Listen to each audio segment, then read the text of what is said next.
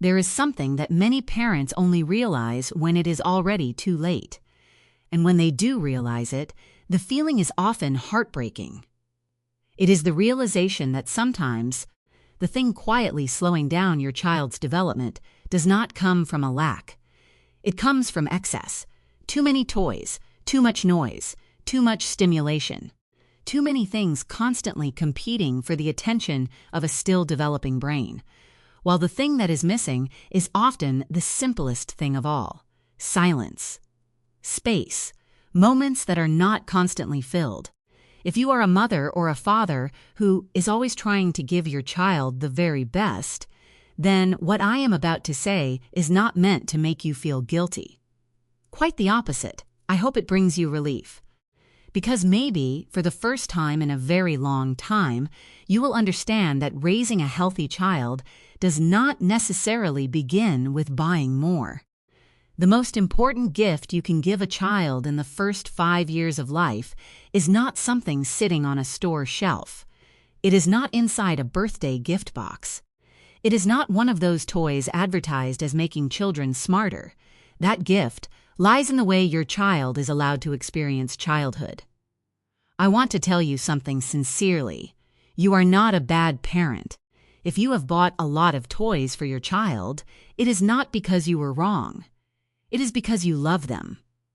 You want to see them smile. You want them to be happy.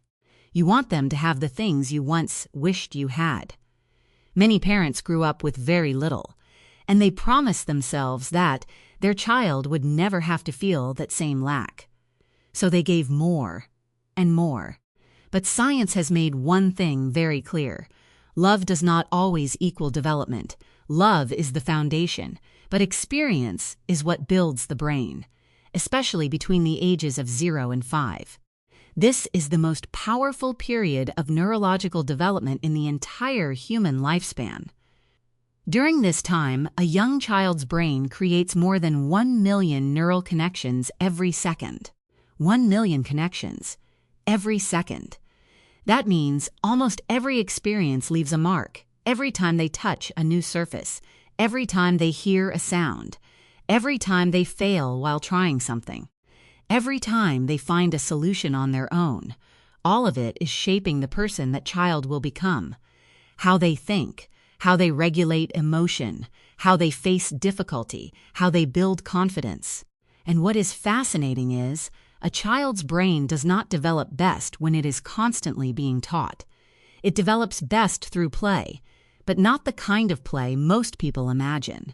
Not structured play, not goal-driven play, not activities where everything has to teach a lesson, but free play, play in the child's own way, no one constantly correcting them, no one constantly saying, "No, not like that. You are doing it wrong. You need to do it this way."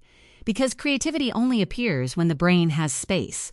Space to think, space to try, space to imagine. But the problem is, many modern toys today are taking that space away. They sing for children, they talk for children, they react for children, they think for children. The child only has to press a button, and then receives sound, light, effects, stimulation. Everything comes too fast, too easily. No effort is needed to imagine. And when that happens every day, the brain starts getting used to waiting for stimulation from the outside. That is why more and more young children struggle in similar ways. They lose interest quickly. They get bored easily. They struggle to focus for long. They become impatient. They give up quickly when something does not reward them immediately. This does not mean children today are weaker. It simply means they are rarely in a quiet enough state for the brain to do its own work. Think about childhood in earlier generations. No tablets, no phones, no electronic toys, no AI, no screens. And yet children still played for hours, and not just played. They created worlds. A tree branch could become a sword. A blanket could become a castle. A cardboard box could become a spaceship. A small yard could become an entirely new planet. No one taught them creativity. They created on their own. And that is not because the past was somehow better. It is because the young brain is designed to do exactly that. When there is no script, the brain creates one. When there are no rules, the brain invents them. When there is no world, the brain builds one. That is the foundation of imagination. And imagination is not a luxury. It is a survival skill. A child with a rich imagination often grows into an adult who knows how to solve problems, because problem solving is really the ability to imagine another possibility. So if the question is no longer, what should I buy for my child? Then perhaps the real question is, what does my child truly need? There are 5 things, and sometimes they are far simpler than you think. The first is space. Children need space. Not beautiful space, not perfect space, not a room that looks like Pinterest. Just a place that feels safe, a place where they are allowed to move, to touch, to try, to make a mess, a mat, a corner of the room, a small yard, even the floor. When children have space to explore, the brain receives an important message. I am allowed to understand this world. That feeling nurtures curiosity. And curiosity is where all learning begins. The second is time. Today, many parents live with the fear of falling behind. They worry their child will develop more slowly than others. They worry their child will lose at the starting line. So children's schedules become more and more packed. Lessons, organized play, developmental activities, skill classes, movement classes, language classes. But young children do not need packed schedules to grow. What they need is uninterrupted time. Time long enough to sink into play. Time long enough to feel bored. That may sound strange, but boredom is incredibly important. Many parents hate hearing their child say, "I'm bored." They think they need to do something immediately. But in reality, boredom is often where creativity begins. When nothing outside feels exciting anymore, the brain turns inward and asks, "What can I create?" That is where imagination begins. The third is open-ended materials, things with no fixed way to play. Cardboard boxes, old cloth, crayons, scrap paper, wooden spoons, old clothes, clay. These simple objects are often more powerful than expensive toys because they do not provide answers. They let children decide. A piece of cloth can be a cape today, a sail tomorrow, a river the day after. No limits, no script, no right or wrong. That is where imagination blooms. The fourth is trust.